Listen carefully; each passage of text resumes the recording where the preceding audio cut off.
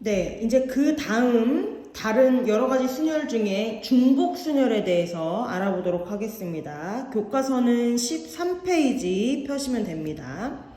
개념 열기를 한번 보면요. 그 핀 번호는 우리 그 알고 있는 거죠. 그쵸? 뭐 신용카드, 인터넷 결제 요거에 사용되는 그 번호들 여러분들이 이제 지정을 할 수가 있는데 그 각 자리의 수가 0부터 9까지 숫자 중에서 10개 숫자 중에서 중복을 허용을 하죠. 그쵸? 그렇게 해서 6개의 숫자로 이루어진 핀번호를 만들 때 만들 수 있는 모든 핀번호의 개수가 몇 개냐 이걸 구하라고 했어요. 네, 그 6자리 숫자를 만드는데 얘는 일단은 순열이잖아요. 그죠? 6자리 숫자가 숫자 배열이 다 다르면 각각이 다 경우의 수가 다 달라지니까 순열인데 얘는 똑같은 숫자를 또 사용해도 되죠. 그래서 중복 순열이 되는 거예요.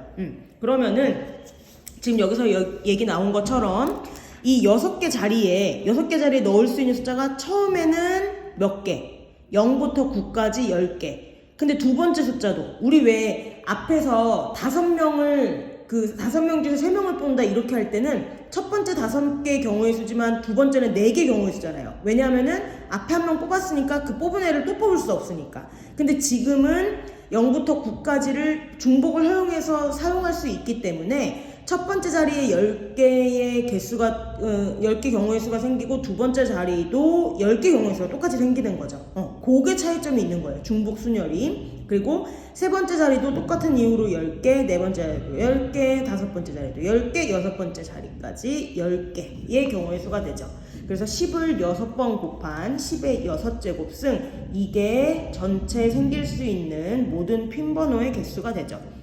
그래서 말 그대로 순열인데 중복을 허용하는 경우에 중복 순열이라고 얘기를 하고요.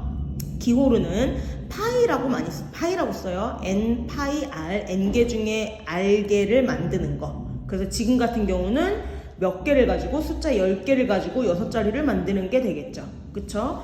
그래서 여러분들 아까 10 곱하기 10 곱하기 10 곱하기 이렇게 했다시피 얘는 n 파이 r은 n의 r제곱이 되겠습니다. 근데 이제 사실 얘는 이 기호를 많이 사용하는 것보다는요 그 문제를 보면서 여러분들이 그 문제에서 그 순열 계산하듯이 하는 게 더 많이 사용이 되거든요. 무슨 얘기냐? 문제를 보면서 한번 해보도록 할게요.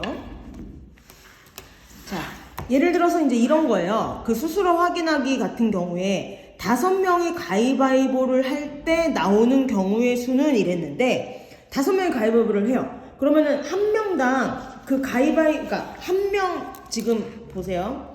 요렇게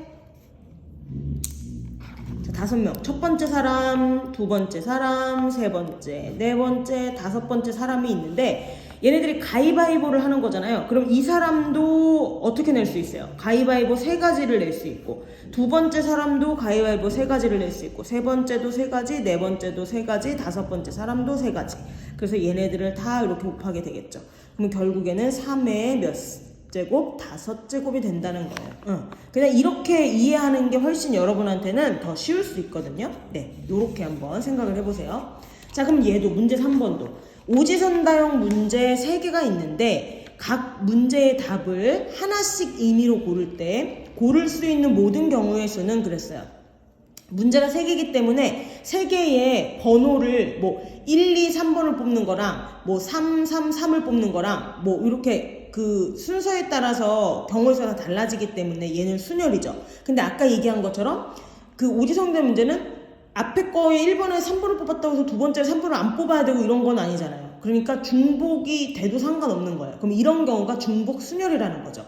이렇게 여러분들이 문제를 보면서 일단은 순열인지 조합인지를 먼저 찾고요. 그 이후에 그 순열이면 순열 중에서 아까 첫 번째 얘기한 뭐 원순열인지 아니면 지금 중복 순열인지 아니면 앞으로 이제 배우게 될 뭐 같은 것을 포함하는 순열인지 이제 요런 걸 찾으라는 거거든요. 지금 같은 경우에는 순열인데 중복 순열인 거죠. 그러면은 문제가 요번에는 3개가 있는 거예요. 그쵸? 1번 문제, 2번 문제, 3번 문제.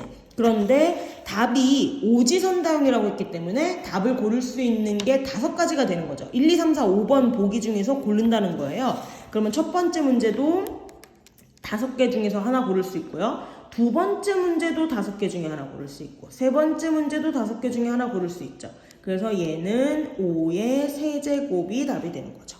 네. 이해가 가죠? 네. 자, 그 다음에 2번 문제. 예제 2번 보면요. 오른쪽 그림과 같은 스테인드 글라스의 4칸 A, B, C, D에는 빨간, 파랑, 노랑 3가지 색으로 그리고 3칸 E, F, G에는 초록색, 하늘색 2가지 색으로 칠하려고 한대요. 근데 칠할 수 있는 모든 경우의 수는 그랬어요.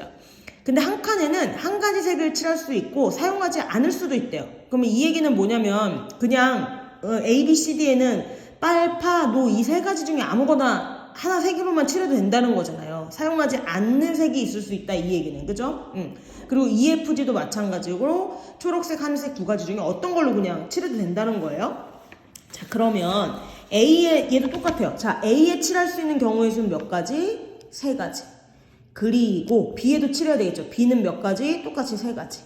C에도 3가지. D에도 3가지. 그쵸? 이런 의미가 되고. 그 다음에 나머지 EFG는 얘네들은 각각 초록색, 하늘색 이 2가지 색깔로 칠한다 했으니까 2가지, 2가지, 2가지. 요렇게 되겠죠. 네. 그래서 결국 3의 4제곱 곱하기 2의 세제곱. 네. 요 계산할 수 있죠. 네. 이게 전체 경우의 수가 되는 거죠. 요런 문제들이에요, 다. 네. 그래서 문제 4번하고 5번도 여러분들이 한번 풀어보고 이 중복순열의 개념에 대해서 한번 생각을 해보세요.